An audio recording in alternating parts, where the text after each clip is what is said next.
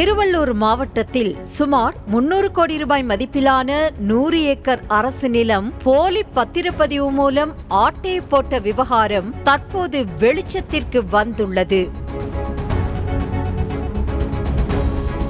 திருவள்ளூர் மாவட்டத்திலேயே அதிகளவிலான அரசு நிலமுள்ள பகுதி விளங்காடு ஊராட்சிதான். ஆனால் அரசு நிலங்களின் எண்ணிக்கை குறைந்து கொண்டே வருவதால் அதனை மீட்டெடுக்கும் முயற்சியில் இறங்கியுள்ளார் அதே பகுதியை சேர்ந்த சமூக ஆர்வலரான செல்வமீரான். விளாங்காடு ஊராட்சியில் உள்ள அரசு நிலங்கள் குறித்த விவரங்களை தகவல் அறியும் உரிமை சட்டத்தின் மூலமாக பெற்ற அவருக்கு அங்கு அதிர்ச்சி காத்திருந்தது. பெறப்பட்ட மொத்த விவரங்களில் 35 சர்வே எண்களில் உள்ள நிலங்களை மட்டும் ஆய்வு செய்ததில் குளம், குட்டை, வாய்க்கால், மயானம், கோவில் நிலம், புறம்போக்கு நிலம் என வருவாய்த்துறை கணக்கில் உள்ள அரசுக்கு சொந்தமான சுமார் 100 ஏக்கர் பரப்பளவிலான அரசு நிலம் கடந்த 2001ஆம் ஆண்டு முதல் போலி ஆவணங்கள் மூலம் சட்டவிரோதமாக பத்திரப்பதிவு செய்யப்பட்டு ஆக்கிரமிப்பில் உள்ளது தெரிய வந்தது. கிட்டத்தட்ட பார்த்தீங்கன்னா 100 ஏக்கர் கொண்ட இடம். அதோட வேல்யூ இன்னைக்கு பார்த்தீங்கன்னா 300 கோடி வரும். அந்த மாதிரி இடத்த முறைகேட பத்திரப்பதிவு பண்ணியிருக்காங்க. இதுக்கு ஆரம்பமே பார்த்தீங்கன்னா ஊராட்சி மன்றம் மூலியமா அரசு புறம்போக்கு இடங்களுக்கு சொத்து வரி ரசீதுகள் கொடுக்கப்பட்டதுதான் காரணம்.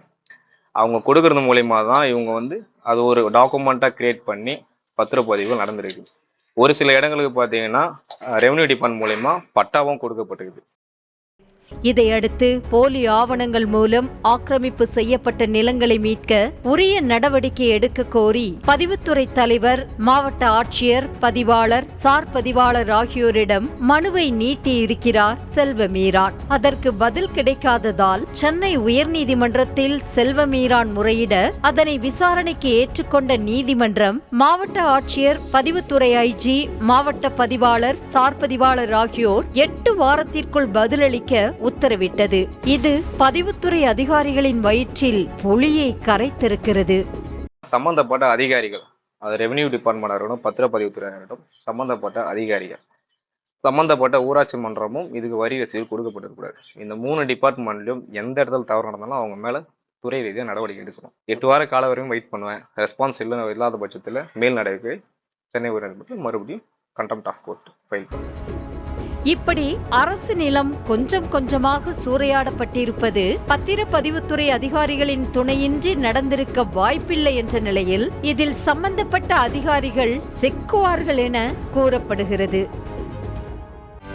செய்திகளை உடனுக்குடனும் துல்லியமாகவும் தெரிந்து கொள்ள சப்ஸ்கிரைப் பண்ணுங்க.